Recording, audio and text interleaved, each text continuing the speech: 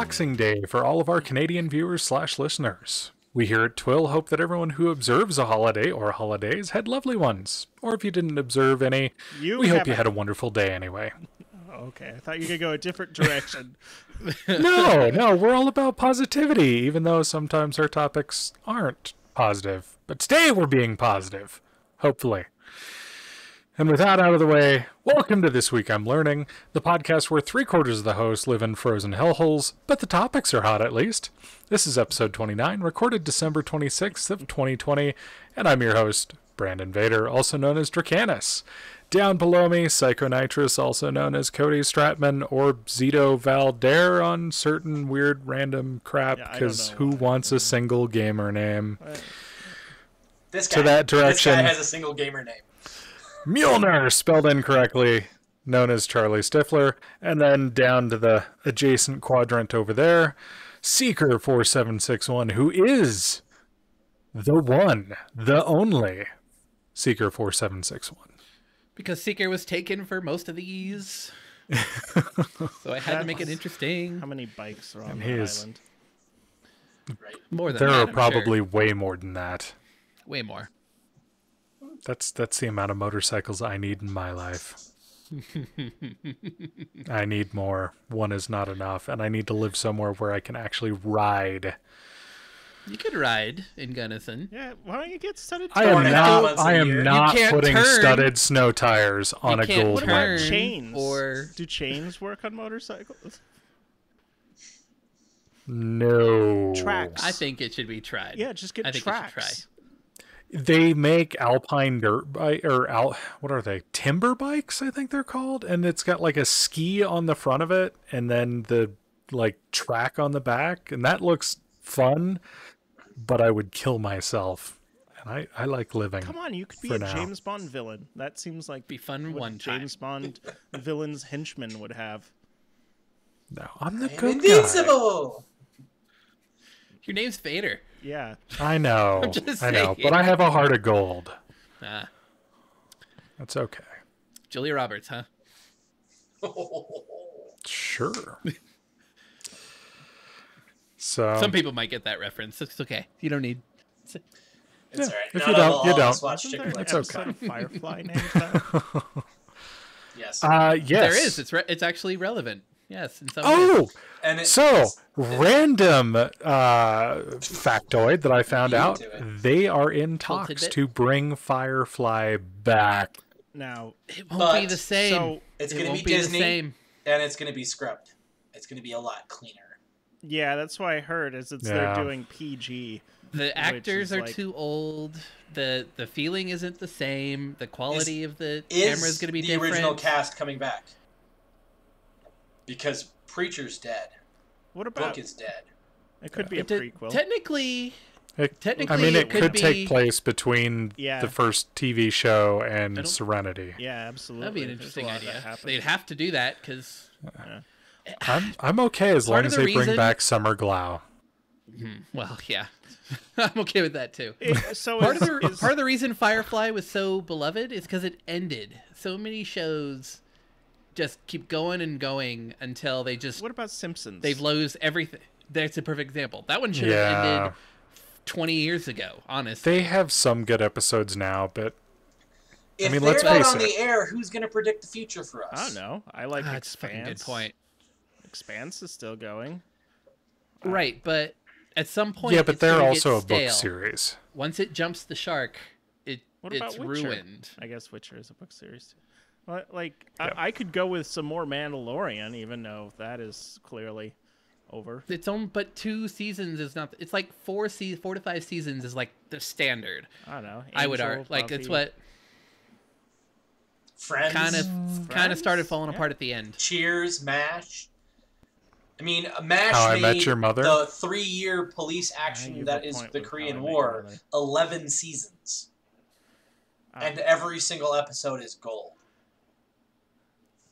There are exceptions to the How rule. I Met Your Mother. But they still... Last 5 minutes, they should have just cut that. Yeah, I wish they would have just stopped. Like the last, Anyway, we won't ruin it for our viewers. list viewers. We still haven't come up with a good name for that. But yeah. Anyway, right, before we go, this week I'm talking about TV shows podcast. Yeah. Change it up. Yeah, no, instead, Cody is going to teach us about if you fly in 2021, you'll most likely use this. I'm assuming a seatbelt, you know? You take the seatbelt and you press it together until it goes click. Is that how seatbelts work? They click. I don't know. I wouldn't know. If I Anytime I fly, I forget. There are people who don't know, and you're gonna. You know, if you didn't know, you would want them to tell you. Yeah, if they don't know, I will pronounce them dead. It could be that most flights are somebody's first flight. So,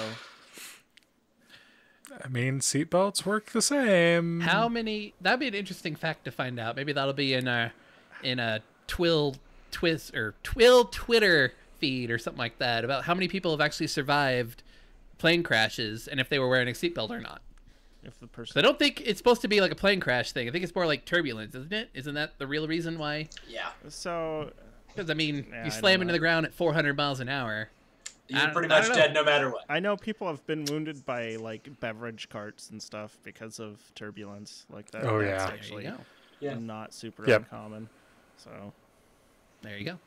Yeah, flying stuff. I'm a proponent of a track system to prevent that, by the way. Oh, like clipping it into a track and then... like it sits on a rail that goes down the center aisle, and so it can't come out. That would save all of those people's lives. It'd be an interesting way to do it. See how many people get like peanuts you'd have to have stuff in that rail. Well, and you'd have to have some sort of like emergency removal process to remove it from the track in case you needed to like push it into the exit row to let people move around you or whatever. That's a good point. All right, but back on the rails. Yeah, we need to get back on the rails. So, all right. Also, Colton is going to let us know that sometimes you can jam for a very, very long time. So the question is, I don't know. what flavor? Like, is it the raspberry? Strawberry. Only one strawberry is the supreme jam. Raspberry. I do have to ask this question. Peach. Do you guys know why the Native American rain dance works? Oh no. Because they don't stop until it rains, and that's a serious answer. What does that have to do with jam? Because they're singing and they're dancing. jamming. Again, what flavor? Okay. What flavor of rain? These are the questions we're gonna find out. Chocolate rain. It's chocolate. How about not acid rain? That would be fantastic. Purple rain? Can we have purple rain? Purple haze. I like purple rain. Instead of purple rain, though, Charlie's going to ask the question. I should know this voice, but what's your vector, Victor? God, what's that from? I'm so airplane. What's that from? Fuck, I knew that. Fired. I fucking knew that. And guess what? It has nothing to do with Don't call me Shirley. Don't call me Shirley. Extra credit points for knowing the co-pilots, the actor that played the co-pilot's name. Kareem Abdul-Jabbar. Correct. You can't remember the name of the movie, but you can remember that. Wow. I know some weird facts. That's all I'm going to say. I learned that last week. Autopilot's name. And Brandon is going to tell us the smells like Alzheimer's. Yep. Yep. All right, Cody. Start us. This is actually an update on something I talked about a few episodes ago about the yellow card. So IATA, which I really should have remembered what the acronym stands for. It's International Air Travel Association. That sounds right. Pretty sure. Sounds anyway, legit. Yeah, IATA, which makes a lot of decisions that go about airline rulings all over the world. They are working on a travel pass, a digital, decentralized, via blockchain travel pass so this actually ties in with another episode that I was talking about, the requirements for traveling from, like state to state, when I was talking about that 72 hours prior to departure or test, or when you get the test, what kind of test, stuff like that. To have all of those rules accessible in one spot, also with your vaccination status and other details in that spot securely, privately available to you. So they're working on this, hopefully to be released in Q1 2021. So we'll see if that happens. There's actually a few other apps that are kind of spinning up to be in competition with this one, but honestly, the big deal for me on this is that they are considering that they're trying to implement privacy as a main, what's the word? Component. Yeah, a main component. Foundational component. Yeah, of this, pillar, which is huge, because like other apps didn't take off because, like, for instance, when they were talking about that contact tracing app a long time ago, the government decided, actually various governments decided, that they were like, we don't need location data, or Google and Apple were like, we're going to create this app that's only Bluetooth, doesn't use location data. And the governments were like, but we want the location data, but you don't need it. But no, we want the location data.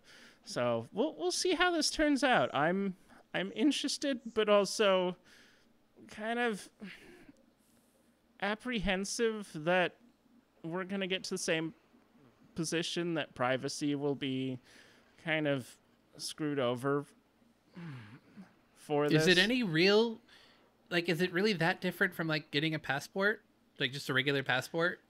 Well, this is going to kind of. I mean, the government does background checks on you to make sure you're allowed to travel outside the country. Now, the difference is with a passport, it's a physical device. Yeah, it has some electronics in it, but it's not GPS located, basically. Whereas this would be more of an app on your phone that you're able to produce things like medical records. So it's actually very important. Now, the one thing that I have kind of going for it with privacy is HIPAA, at least in the U.S. So, or is HIPAA actually international, or is it just U.S.? It's a United States only. United States. A lot of the other democratic countries have a HIPAA things like that, but it's not a one-to-one. Most countries do, actually. Even some of the, well, there's obviously a couple exceptions, but anyways, go on. Yeah, North Korea probably doesn't have HIPAA. No. Or maybe they do. No. Maybe that's like one thing they're very strange. Who knows? Anyway, so yeah, we'll see how this turns out. I'm intrigued. I look forward to this, and yeah, we'll see how it goes. And it's the International Air Transport Association. Thank you. That makes more sense than travel. I appreciate that. Yeah. Transportation. I guess that was short. I don't really have a lot more to say unless you've got some questions. Don't worry, I've got a long topic, so it works. Okay. And I think it'll riff off of you a lot. So I do have one question, because I have never really looked at blockchain all that much, to be honest. Mm-hmm. Anymore I hear blockchain and it's just like, oh my God, why are they, every company out there is like, we're doing this on blockchain. We're doing this on blockchain. And at one point I used to kind of know what it was, and a lot of the stuff that people were trying to do with it was like, you're using it because it's the new thing.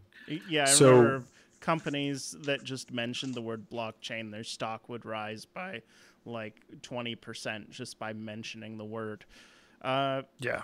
And I speculate, but I don't really know enough about it to actually talk more about blockchain. And it was something. What's interesting I was actually thinking when I about type this.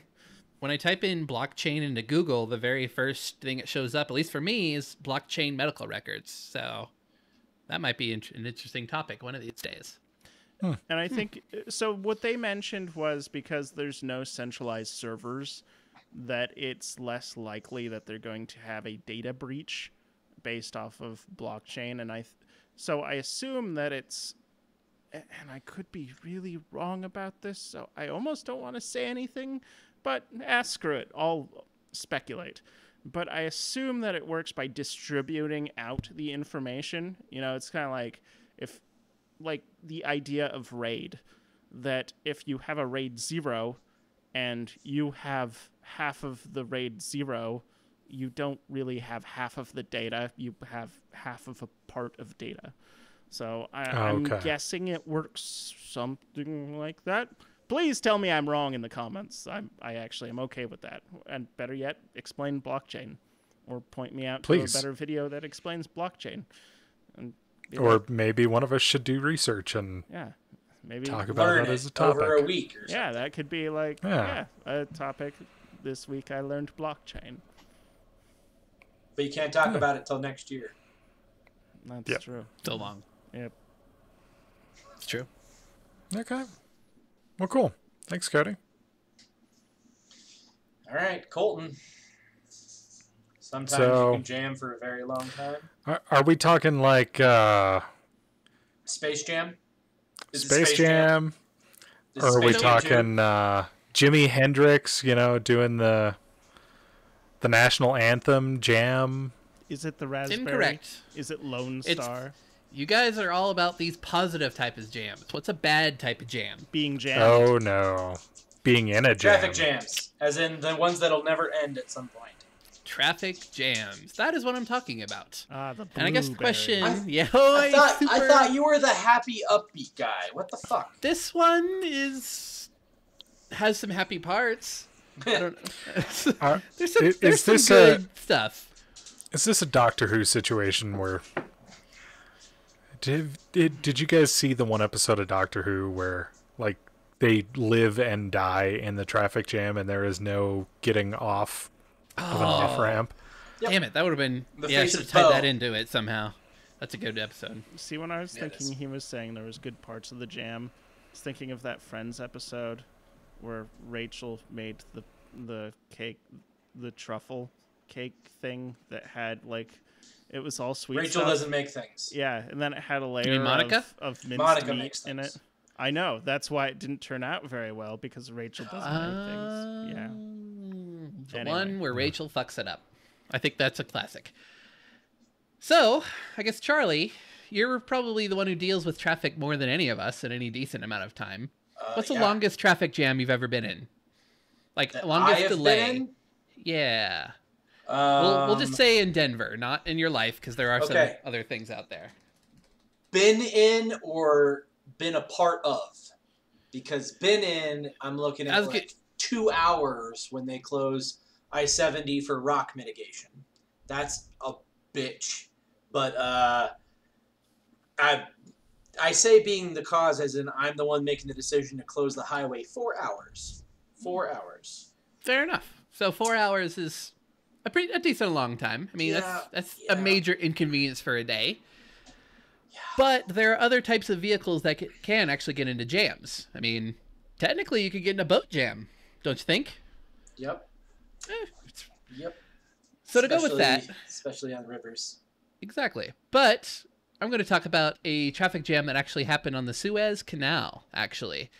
A little background on that. The Suez Canal opened in 1869. It's 120 miles long. It connects the Mediterranean and the Red Seas together. Super important, vital to world trade.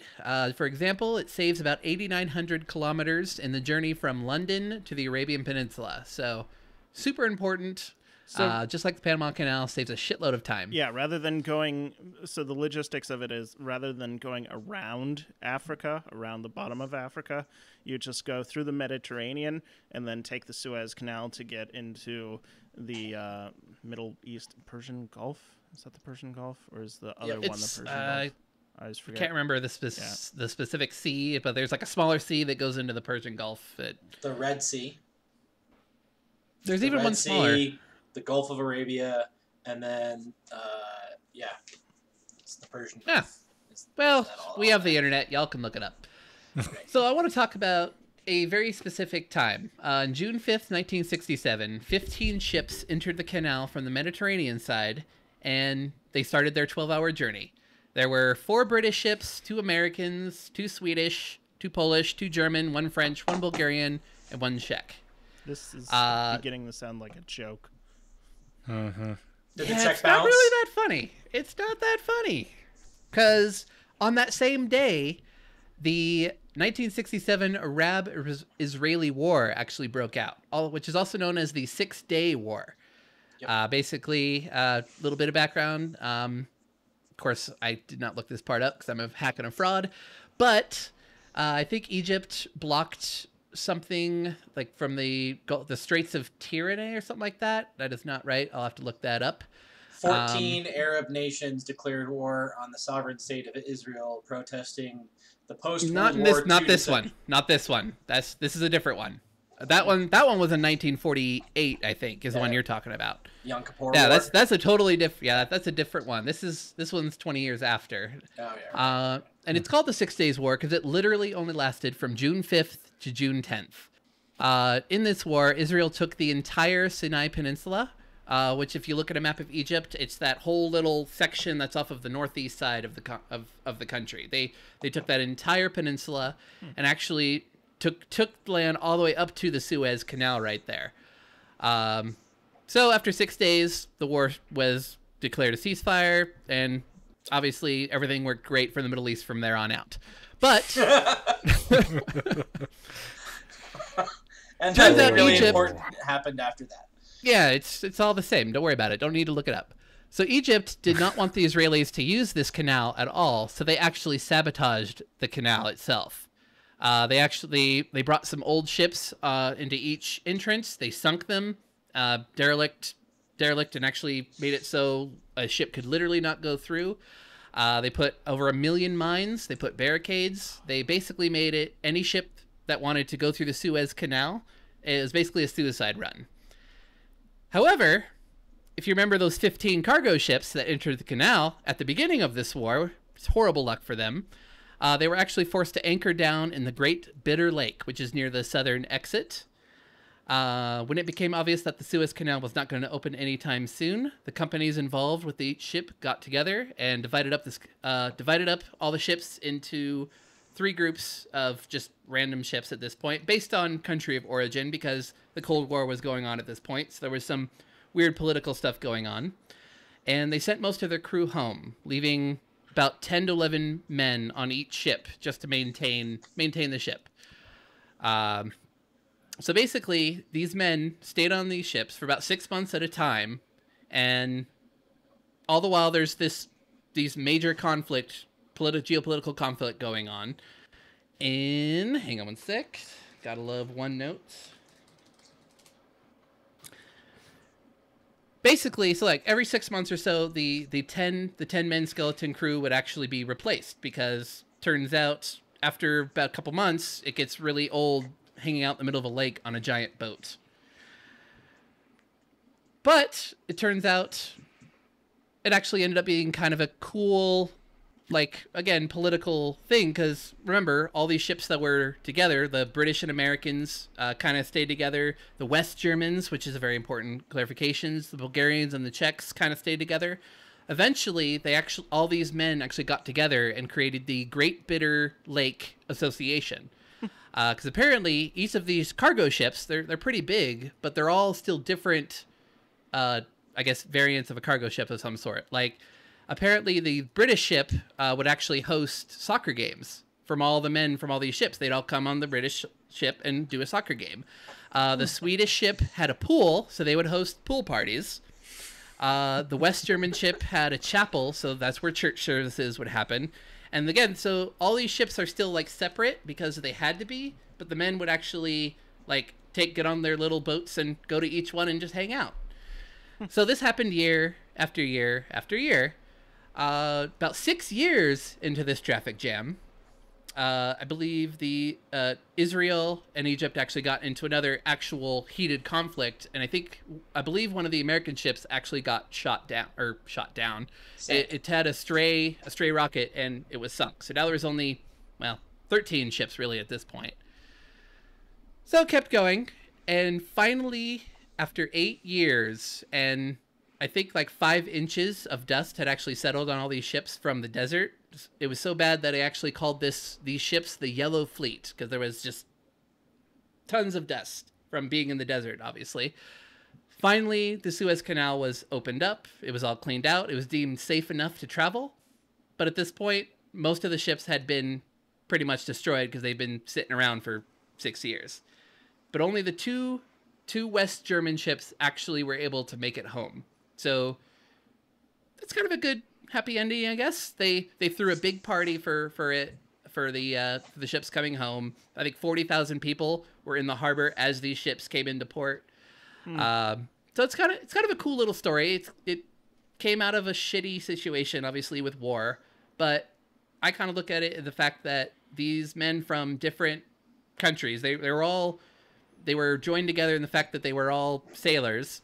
They all were bored. They all got their jobs done super fast, so they all kind of hang together and came together a little bit.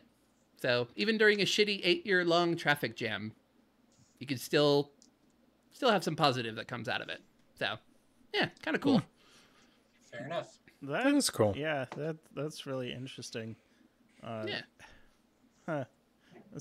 Like, I can only imagine any cargo on there couldn't be like time sensitive at all to get delivered. I think a good portion of it was food. I think some of it was just like random toys or something that they were bringing across. Most of it obviously was, I think, don't worry about the companies. They all just scuttled it all for insurance. So they all made their money. So the corporations are okay. So we have to worry about them. That makes me happy. That's really the positive of all of this. Really, really makes my heart feel good. So, kind of interesting. I thought it was a cool little bit of history that you don't really think about. That sometimes just the random people get really fucked over when 2 countries decide to kill each other over land. So, interesting.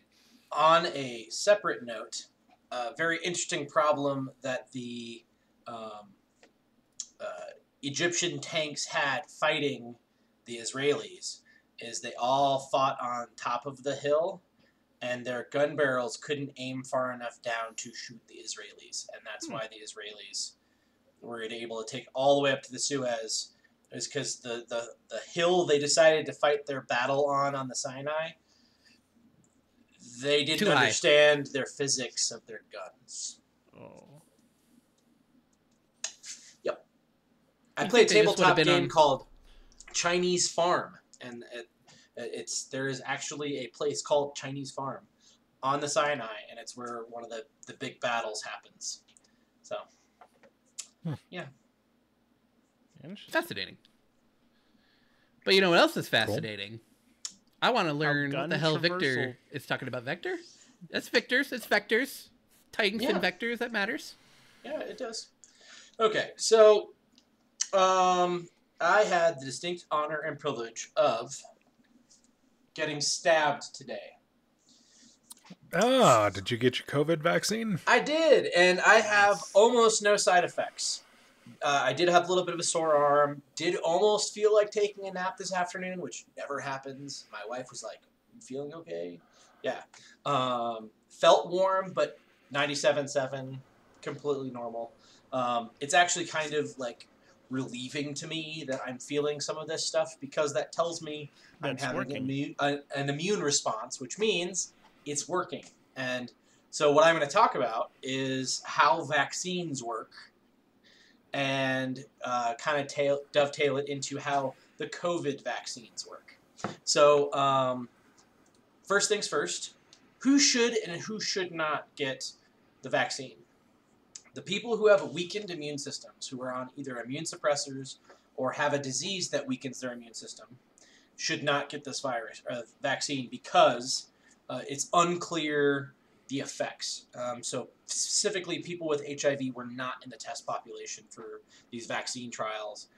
And so anyone with one of those diseases should not get the vaccine. That's why it is so important that the rest of us get it so we can protect those people who can't get vaccinated.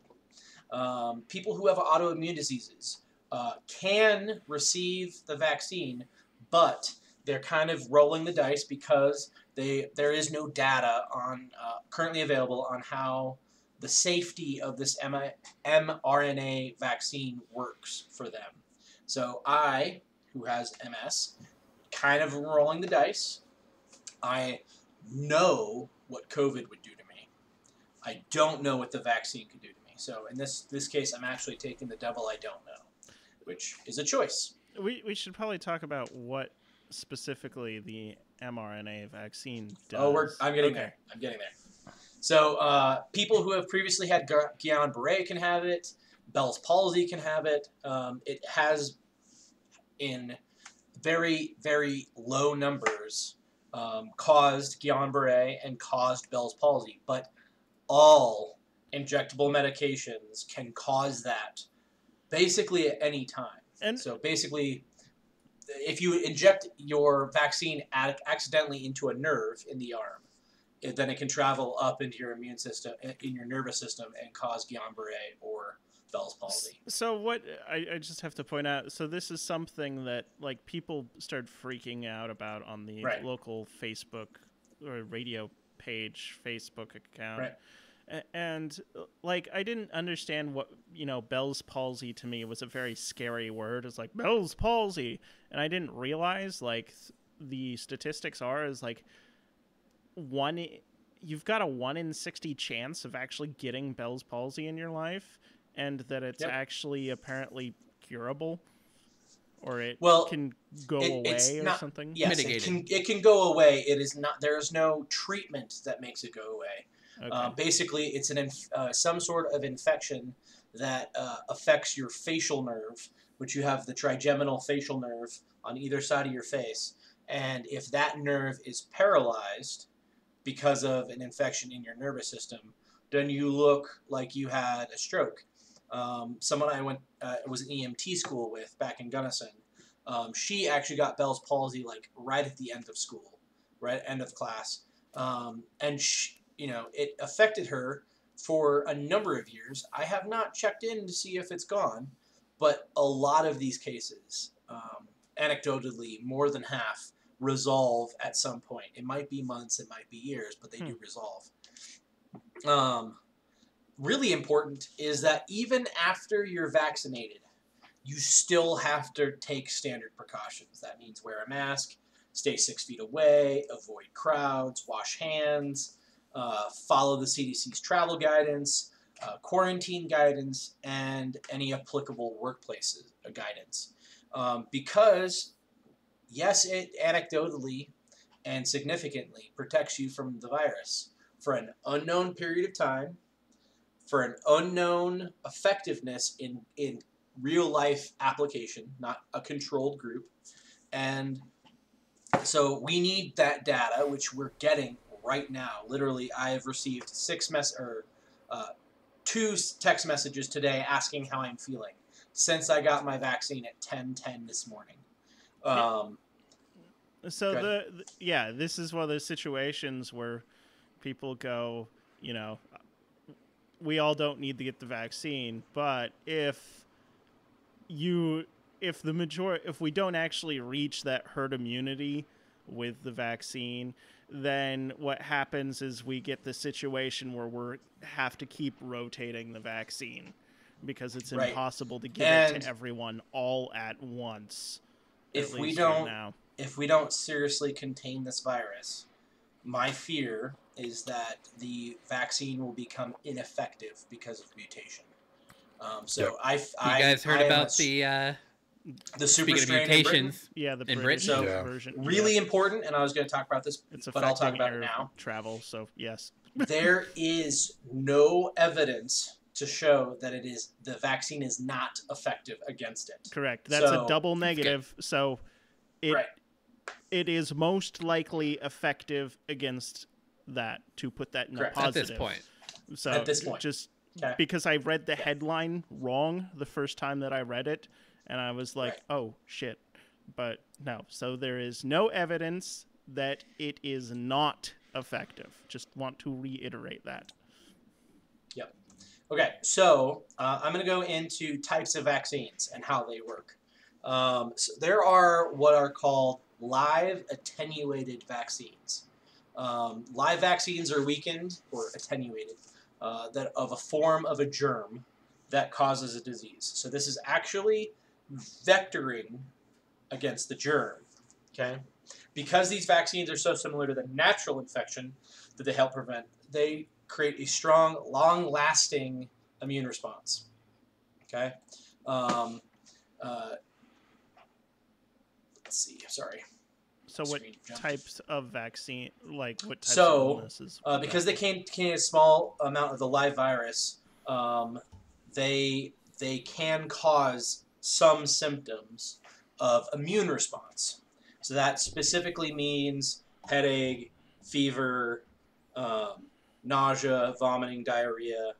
All of those things are saying that your body is detecting a pathogen and are ramping up their inflammatory process to combat it. Now, what they're combating is a dead virus that can't hurt you, or a weakened virus that can't hurt you. Okay. Examples of a live attenuated vaccine is measles, mumps, and rubella, also known as the MMR, rotavirus, smallpox, chickenpox, and yellow fever. Okay, so big deal viruses that when people are not vaccinated against, we can still have major outbreaks. Ergo, the Disney World measles outbreak that we had, that is technically still not over. It's much more controlled, but there are still hundreds, if not thousands, of cases of measles in the United States right now, which is leaps and bounds more than the time of initial rollout for the MMR. Yeah, and that we should. We actually had one here in my town in Alaska. One of the dishwashers at a restaurant had a measles problem. So, yeah. So, next kind of vaccine is an inactivated vaccine. So they use the killed version of the germ that causes a disease. So it's completely dead, not just weakened. Inactivated vaccines don't usually provide the same immunity or protection that strong live vaccines do. So you may need several doses, booster shots as they're called, in order to get ongoing immunity against diseases. Examples would be hepatitis A, the flu shot, polio, and rabies. So anytime you're bit by a potentially rabid animal, you're going to get that rabies booster just to make sure that you're up to date on it. Hepatitis A, you'll get boosters of those regularly as long as you see your doctor. The flu vaccine is an interesting one because what they do is they use 6 months worth of data on the other side of the world to pick which flu variant to protect you against. They pick the most common A and the most common B, and they will inoculate you with that vaccine. And what that does is it makes it so the 51% or greater chance of getting the flu is now reduced. So you are not protected against all strains of the flu. New mutations are constantly popping up, but you are protected against the most common A and the most common B. The very common answer of, oh, I always get sick from the flu. I actually get the flu from the flu vaccine. Well, it's an inactivated vaccine. The germ is actually dead. So there is no way to get it. What you're experiencing is that immune response of, oh, there's a pathogen. We need to figure out what it is and kill it. There is no live pathogen in the flu vaccine. Sometimes they get it wrong. It's not an exact science. It's predictive medicine. So sometimes they Yeah, get it I wrong. would imagine it depends on your community, travel patterns, Exactly. lots of crap. Somebody, Right. if they study the flu in Europe and somebody comes from, we'll say, South Africa or vice versa, Yep. Who knows? You could get a completely different group. Yep. So the next kind of vaccine is a subunit, recumbent, polysaccharide, or conjunguate vaccine. Those vaccines use specific pieces of a germ. So think of it like a human body. They cut off the arm of the germ and inject you with that, and your body can detect specific parts of that germ, and when they see that part of a live germ, then they're going to attack the whole germ. Because these vaccines... Oh, good. It's real quick. So you're saying the word germ. Is that intertwined with virus, or is that something Germ different? is any pathogen. Are there, I always thought vaccines were really only for viruses themselves. So trout are fish. Not all fish are trout. All viruses are germs. Not all germs are viruses. So you can have vaccines against fungal infections because they do have a pathogenic component. But most vaccines, you're right, are actually against viruses. Huh. So I learned something. Cool. You can have vaccines against bacterial, but unfortunately bacterial, they evolve very quickly, and it's actually more effective to use antibiotics against biological material at that point. But that antibiotics is a completely other rant, and believe me, that'll be like a 45-minute rant. So the limiting factor Take them all is when you get them prescribed. There, we'll say right. that. All of them until they are gone. One limitation of these vaccines, the subunit, recumbent, polysaccharide, and conjunguate, is that you need booster shots. Okay, so hepatitis B, human papillomavirus (HPV), whooping cough or pertussis, pneumococcal pneumonia, meningococcal disease, otherwise known as meningitis, and then shingles, the advanced adult form of chickenpox. So all of those require booster shots.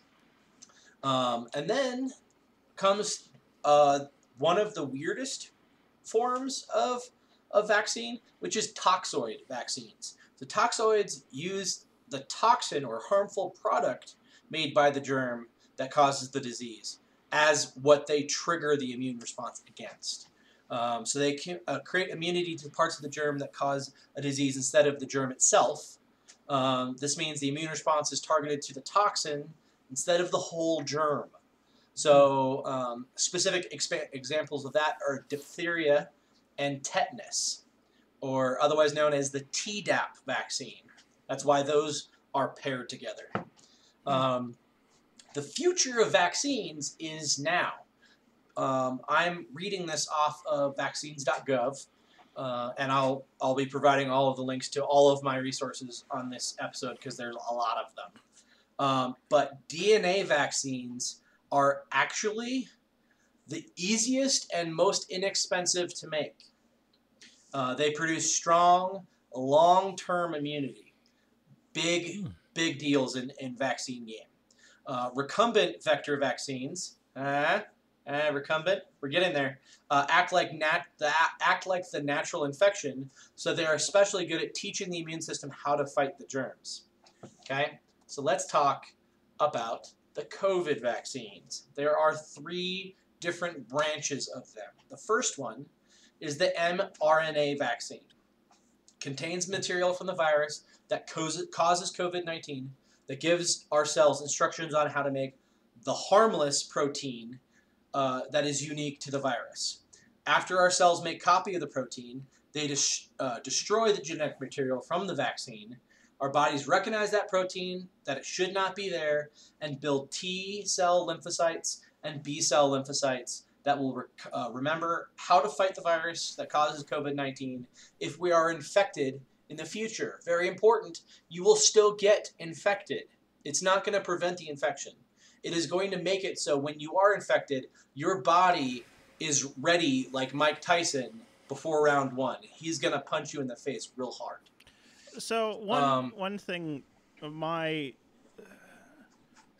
work for somebody who's very mentally apt, very, he's not an anti-vaxxer, but he's very wary about the RNA vaccine. And his reason is, when does it tell your body to stop producing that spike protein? The B and T lymphocytes? Not the lymphocytes, the actual, because so you were saying that when you get the vaccine, it tells your body to first create the protein. Correct. Okay. I don't have the answer on that, actually. But I do know that once the genetic material from the vaccine has been destroyed, that it's not a feedback loop. There is no more information telling it to only create the protein. creates the protein as long as there's the threat. It's just like any... As long as right? the genetic material is present, it'll continue to create the protein. Once the body has destroyed the genetic protein material, it no longer has orders or instructions to create the protein. So I don't know if that means hours. I don't know if that means days, weeks, months, or years. Yeah. But I would assume that the immune response that I'm currently experiencing is killing that genetic material.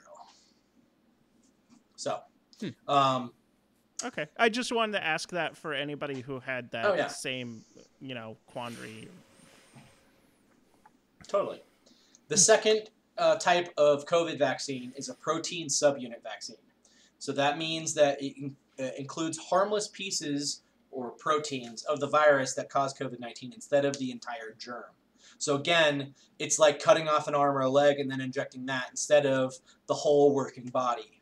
Once vaccinated, the immune system recognizes the proteins that don't belong in the body and begins making T cell lymphocytes and antibodies. And if we are ever infected in the future, memory cells will recognize and fight the virus. Again, does not prevent infection, just prevents the harmful, long-lasting effect of our bodies figuring out how to fight the virus. Your body is, as you said, ready to fight. Right. Yeah, they're ahead of the game. Yeah, it's like a guy situation. in a raft could invade the United States, but they're not going to have a lot of luck. I mean, they could still invade, but they could take like Laguna Beach. I'll give them all of Laguna Beach, and then they could have Laguna Beach. And they could, and then they're dead. Okay, and then the name of my tagline: vector vaccines. Vector vaccines contained a weakened version of a live virus, very similar to that very first attenuated version of a vaccine, because that's what it is. A different virus other than the one that causes COVID-19, though. What it does is it has genetic material from the virus in another pathogen inserted in it. It's called a viral vector. Okay? So the vector is injected. Think the common cold. That is a form of a coronavirus. It does not have nearly the effect that COVID-19 does. But by injecting a weakened cold virus with COVID-19 genetic material in it, once the vector is inside the cells, the genetic material gives cell instructions to make proteins that are unique to the virus that causes COVID-19. Using these instructions, our cells make copies of the protein that prompts our bodies to build T and B lymphocytes, seeing a trend here, that will remember how to fight the virus if we are ever infected in the future. Again, not preventing infection, but making it so we can fight it. Very important and interesting note. Does anyone know why or how we know that B lymphocytes exist? No. The National Multiple Sclerosis Society funded research into the immune system of humans in order to figure out what causes MS. And one of the core discoveries of that research was B-cell lymphocytes. So the work my wife does, the work that I volunteer and help with, has gone towards discovering B cell lymphocytes. I So certainly don't think B cells. Sorry to cut you off. B cells are the memory cells, and T cells are the killer cells. Actual fighter cells, yes. Okay. So because B cell lymphocytes are very important in MS because for rotavirus. the B cell lymphocytes are very important because that determines what the immune system attacks on notice. If the B cells are programmed to attack your nervous system, like people with MS, then you experience lesions on white matter in your brain, i.e. multiple sclerosis. There's also a bunch of other familial diseases, peripheral neuropathy. There's a couple other demyelinating diseases out there. Parkinson's is in that same family. So if you can figure out how to prevent that demyelination because you're reprogramming those B cell lymphocytes, then you've cured MS. But the problem is reprogramming your entire body's lymphocytes. That is the silver bullet. If you could do that, you cure MS and a bunch of other diseases. Yeah, I would suspect because those are the some strange gene therapy thing. Yep. Earlier this summer, when they were talking about like COVID immunity, like if you get COVID and then you, like how long does immunity last? They were saying that the T cells may not last a long time, but the B cells last. They were speculating this based off of SARS-CoV-1. Right. That the B cells would actually last years. Potentially, yes.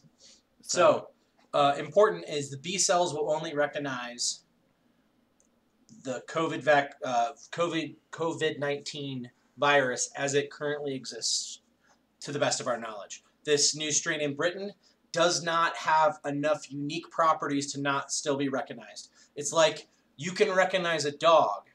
You can recognize that a Chihuahua and a Great Dane are both dogs. So my B cells, if I'm the B cell, I can recognize those are both dogs.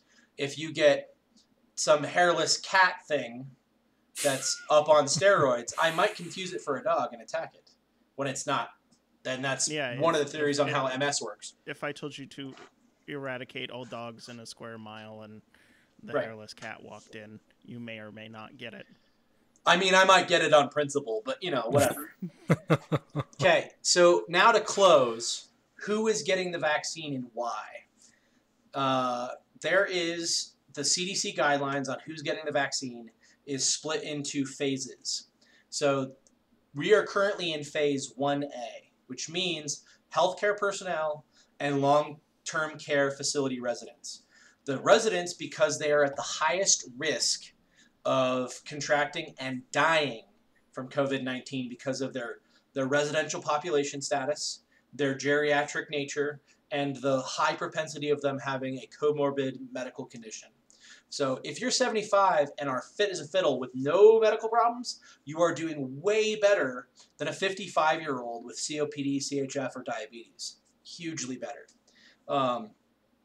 Unfortunately, the phraseology here was interpreted by two different states to mean different things. The state of Colorado and the state of New York decided that healthcare personnel meant hospitals and people that work in long-term care facilities, not paramedics, firefighters, or cops. So that's Group 1B.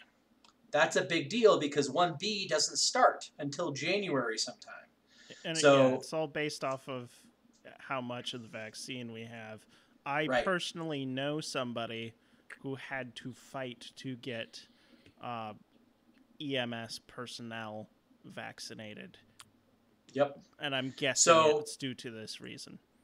So the only reason why I was vaccinated today was because a hospital group had enough extra and basically opened it up, first come, first serve, to the non-municipal based EMS agencies to come in voluntarily and get vaccinated. So if it wasn't for SCL Health, I wouldn't be vaccinated right now. I would be sometime in January still. So is this the 5-dose versus 6-dose thing with the vials, that originally the vials they were saying that they're 5 doses, but they found out that they can actually get 6 doses out of them by using the smaller... So that's one component.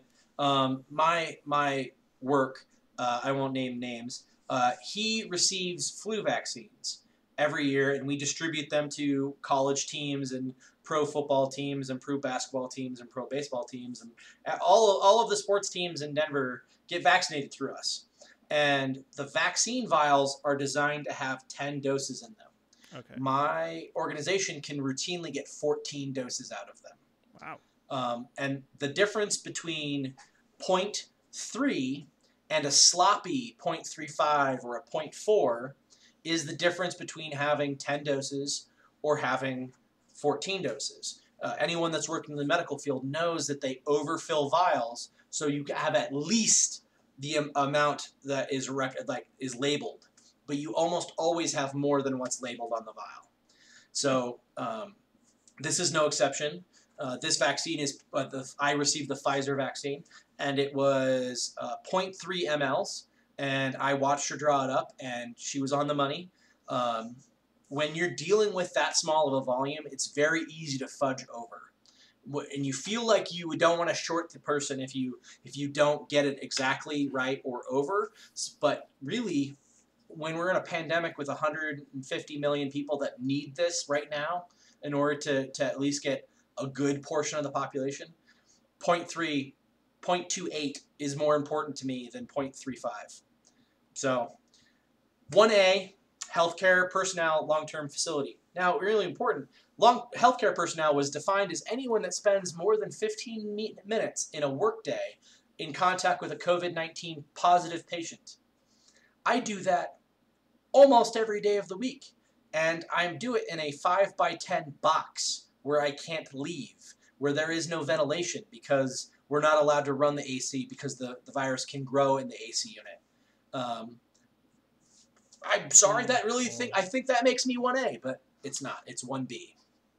Then there's 1C. Oh, 1B is also 75 years and older, whether you're in residential or not.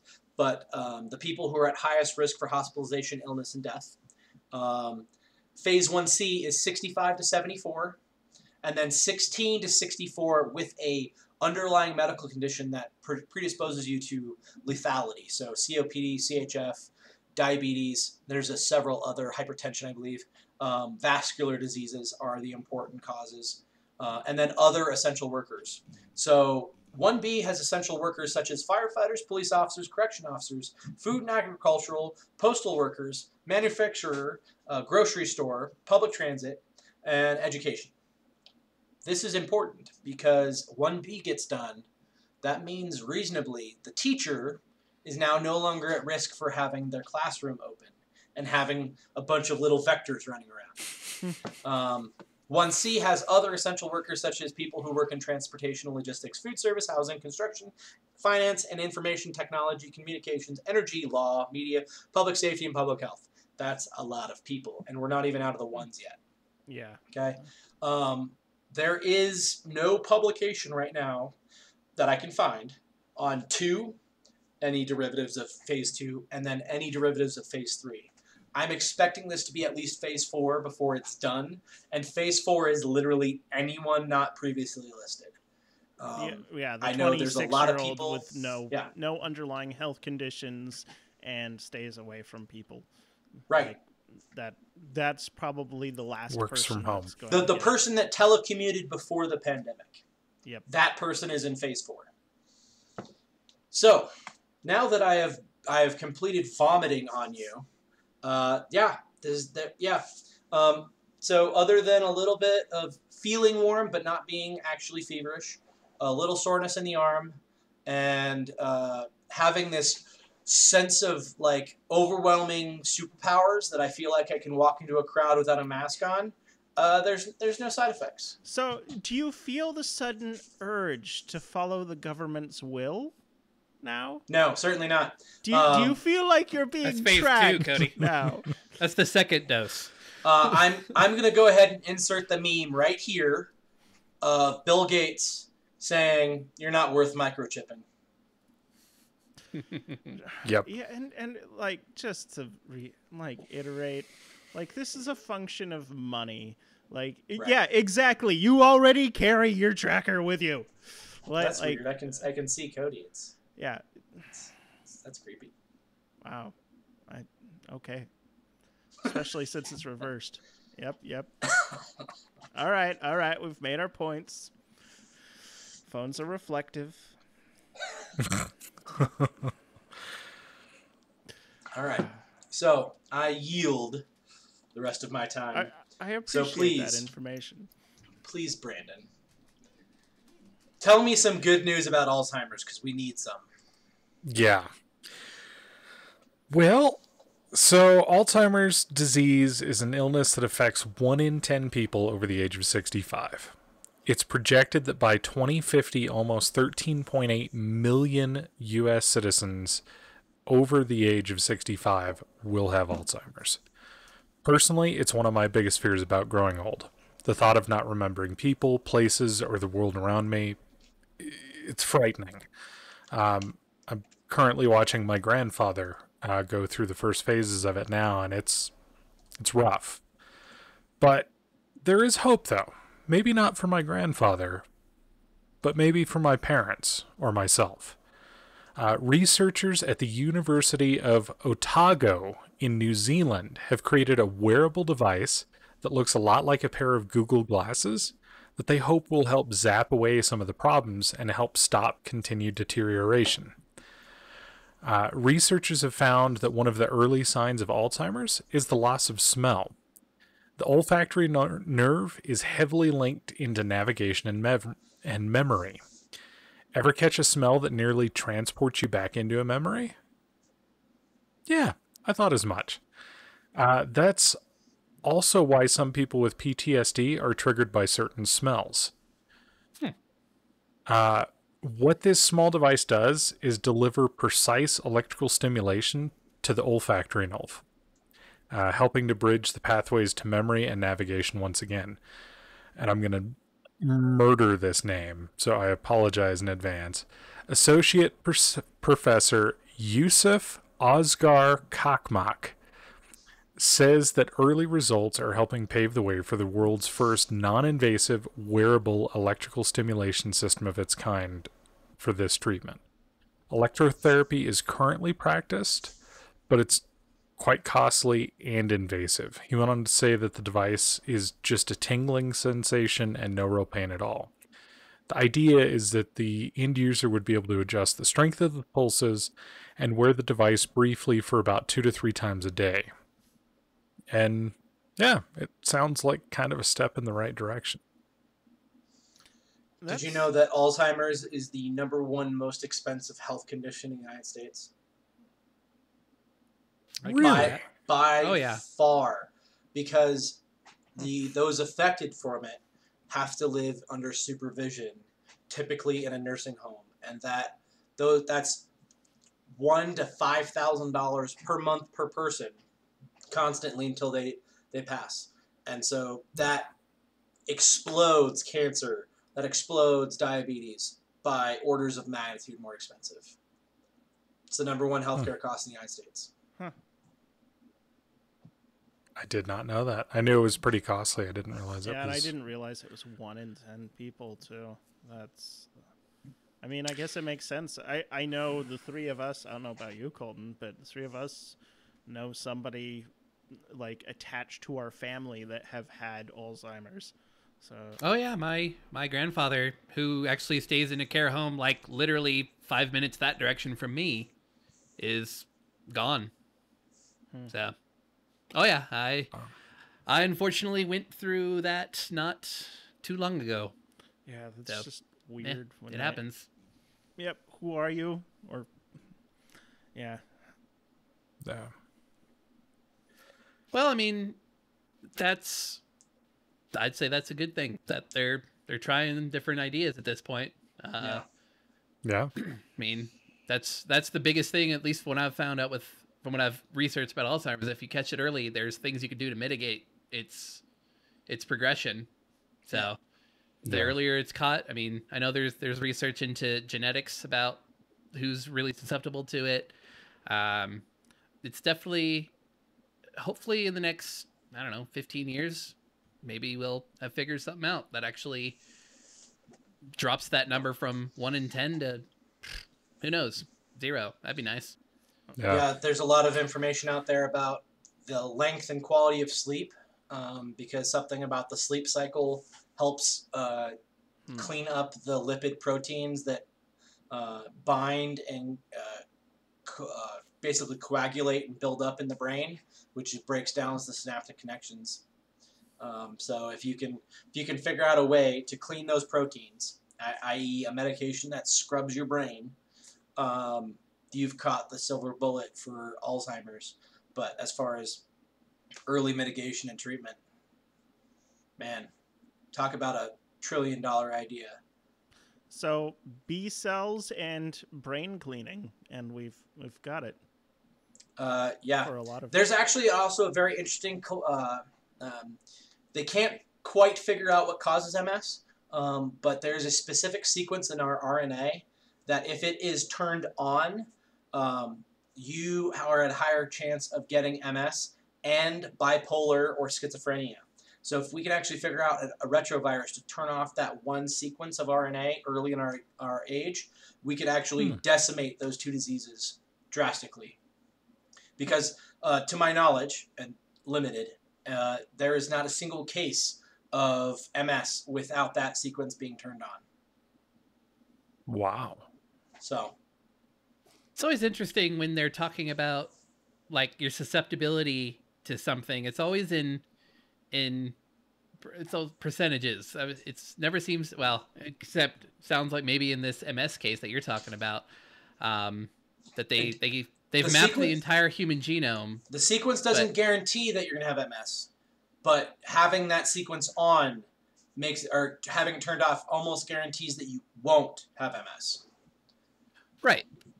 But that's what's interesting about at least where they're at with genetics is there's no certainty. It's always a level of percentage of what might happen. You're less susceptible. You're more susceptible. That's, I mean, obviously we're still in, we've only been doing this stuff for even, I don't know, 20 years, really? What else? 40 years maybe at any sort of seriousness. What else does that sequence control too? Like, right. Before you just go and turn that off, are you super good at there's a bunch of people that don't have that sequence turned on that are living happy, healthy, productive lives, even if it increases your chance of some other disease. Yeah, but I want to know, like, how people with that sequence, do they think differently? Do they, is there something else going on? This is why before doing that, we would want to be Well, even, yeah, obviously, they're not just going to do it. I mean, but is there a way to know before you do it? Or do you do it for 2,000 people and watch? Right. True. I mean, if the problem becomes a bigger issue, I mean, at some point you kind of, I don't think you have to, but you almost have to maybe take some more risks or trial and error. Yeah. 3 in 10 people. I mean, the baby boomers are starting to get up in age, as we all know, and seems like that number is going to get higher. That 1 in 10 is going to go up before it goes down. I don't want my mom to deal with that. That's for sure. Yeah. That's something that scares the shit out of me. Yeah, same with my parents too. Like, chemo has done enough for my dad. I mean, he's still got a little bit of brain fog every now and then, but at least for the most part, he's normal and with it and listens to the podcast. So hi, Dad. But hi, Mom. Yeah, like I'm waving. He's listening to it. We're waving at you. Yeah. Well, who knows? Like I said, 15, 20 years, 50 years down the road, we might be talking Star Trek science. They just do a scan of your whole body and you're like, boom, boom, boom. I want a medical tricorder. That's what I want. Wouldn't that be nice? I remember when they were saying aluminum was a contributing factor to Alzheimer's. I don't know if that's still the case these days. But... There are some studies that there are outside factors, brain injuries I've seen that can lead towards it. So football. Like it's not American not as simple football, as not the soccer football. Yeah, it's the boring there are a lot one of where they stop every 10 feet. Yeah. Well, I mean, it's not right, as simple shots as fired. just turning on or off a gene, at least in a lot of these diseases, or it already would have been solved if it was that simple. Truly, and they 100% knew, it would have been done. Yeah. Or, I mean, then you're going into interesting issues is how do you turn it off? Do you do it before a human is born? If you have a particular gene that you're going to pass on, are you going to be allowed to procreate? I mean, if you're going off of terrible eugenics ideas, I mean, you're getting into more whatever L. Ron Hubbard. Interesting problems. Just because I liked Battlefield Earth doesn't mean that I'm a supporter of L. Ron Hubbard. I thought it was a really good book. Yeah. Anyway, if you ever, it was a fantastic book. I didn't like how he foreshadows. Like, he foreshadows so aggressively. Yeah. Well, it's hard to be the 80,000 years old of an ancient spacefaring civilization. So, and have, hundreds in you until you rank up and pay enough money to have them sucked out of your... want to actually learn about the life of L. Ron Hubbard, like, it's fascinating what that man got away with. It's truly fascinating. I'm not saying he's a good person, he's not, but it's still fascinating to see the grifting that this man was able to do, and obviously create. That's a very controversial thing to say. I won't say anything more. Yep.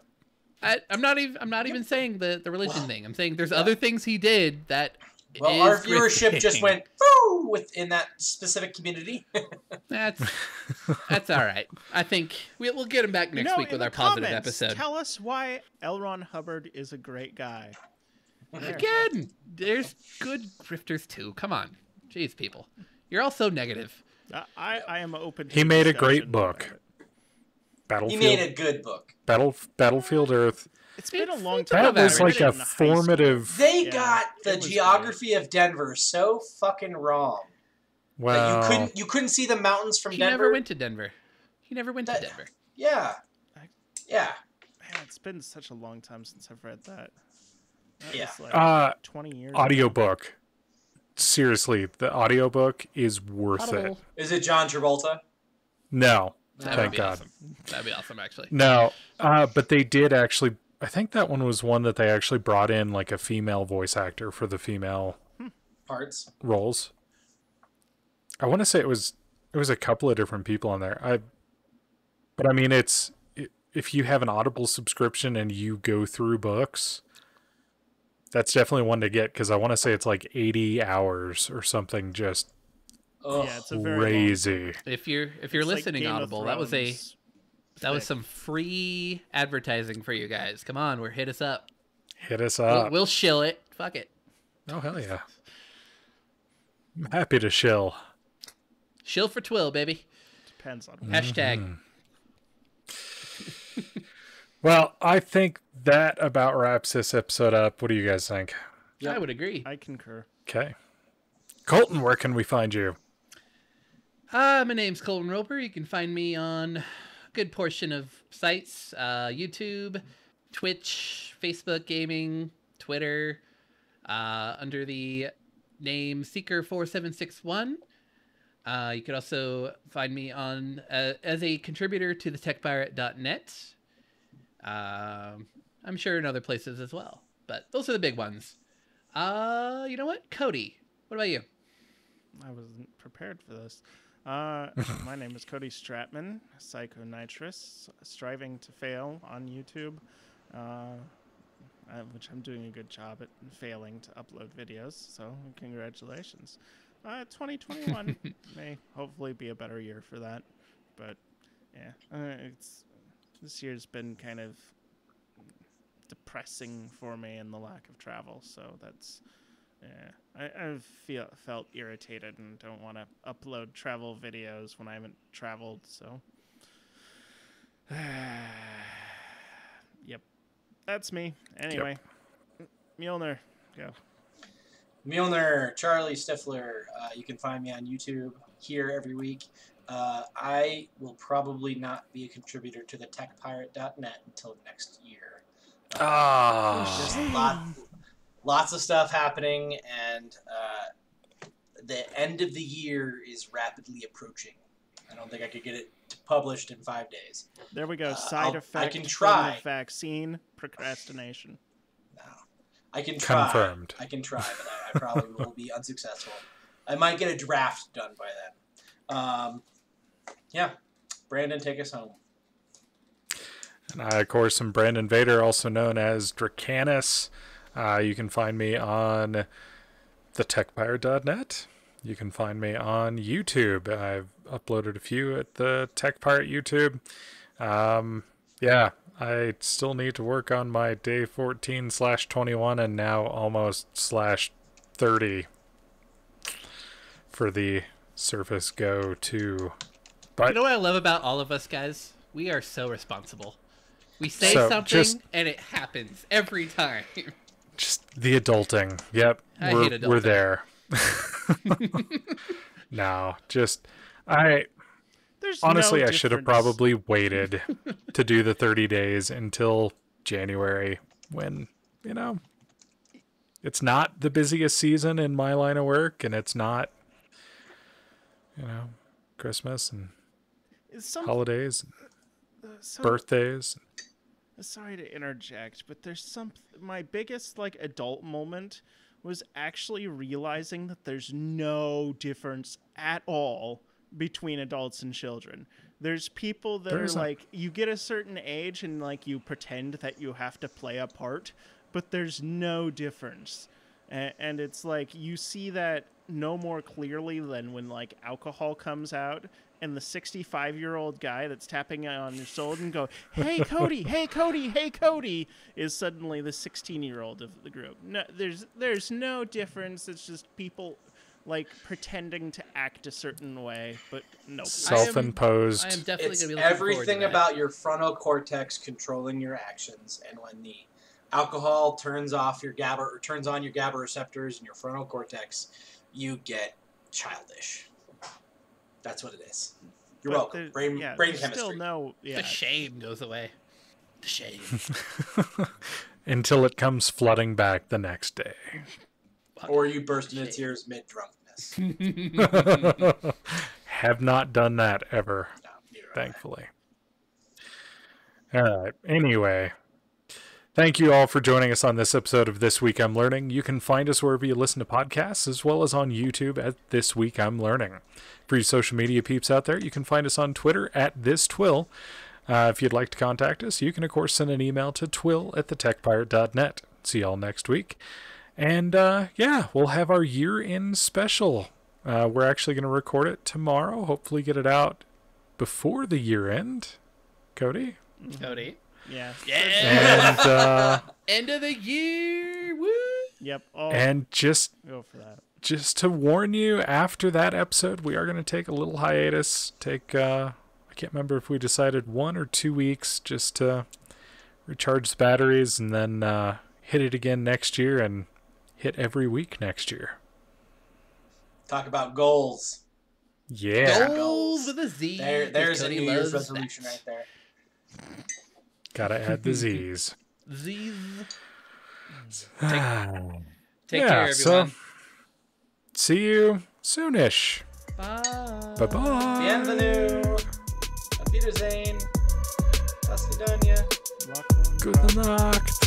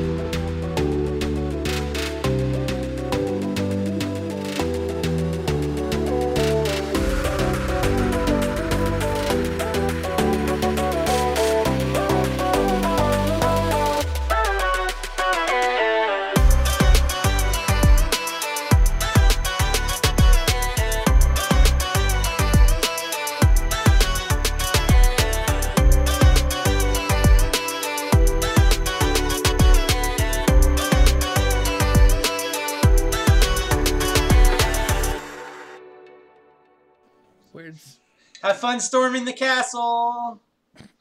What fucking castle? What? I did. Wait, what? You don't know the fucking quote? You're All I see fucking is you put fired, Meep in our you fucking son of a ending bitch. thing. If you can't produce the name of that movie right the fuck now, Yeah. Have fun I'm storming the excommunicating you. Have fun storming the castle. He's mostly Can I dead. have- I love MLT. yes! Mutton, It lettuce, took you and tomato too when the long. mutton is just It took right. you too long. At least you got it, but it's taking you far too long. Oh my god. Yeah, no, I'm with Colton, I'm with Charlie Colton, on this one. Colton. What? What? Before tomorrow night, you must watch The Princess Bride. Oh, You yeah. son of a bitch. I've seen The Princess Bride. You don't say it like that. You don't say it with it's fine. honor It's and glory. wonderful. You don't, I don't say get- it like the kid in the bed in the first 10 minutes of the movie. No. You say it like the kid in the bed in the last 10 minutes of the movie. Yep. It's fine. It's fine. No, It's it's not better fine. than Not, fine. It wasn't. I wasn't. I'm formative fine. I'm for freaked me. out, It wasn't a insecure, formative neurotic, memory and for emotional me. now. I hope you're happy. It was. I was. I mean, I was You an know adult why? when I saw it. So. He's the youngest of us. Oh. Exactly. That's what I'm saying. It wasn't a formative Yeah. memory. for Apparently, me. It- apparently He there is a wasn't difference alive. between being an adult and a child. And we Wait. found it. It's watching The Princess Bride. What year were you born? I've seen The Princess Bride. I know what it's about. I know the basic. Well, not that quote, but I know some of the other ones. There's some. It's a pretty love story. There's some cute, like Inigo What is- Montoya of Here to Die. blah, Never blah, blah, crossed the that crap. Sicilian would do this on the line. What does RUS stand for? Don't know. Are you? You're fired. You're fired. I quit. Oh. I know quit. the big Wait, ones. wait, say that I again. know the big ones. RUS. I don't know what that is. What? Oh, so the other two experts on it don't know it either. actually Ooh. don't know what RUS. Charlie, you're gonna have to get rid of all of us. It's RUS. rodents All of of us, Charlie, unusual 'cause they don't know size, it either. asshole. It's what? Rodents of unusual size. See, I know that yeah, reference. I okay. get that reference. Yeah, Had you if said you rodents had of said unusual size, they don't call them RUSs in this. Yes, movie, do they specifically call them RUSs.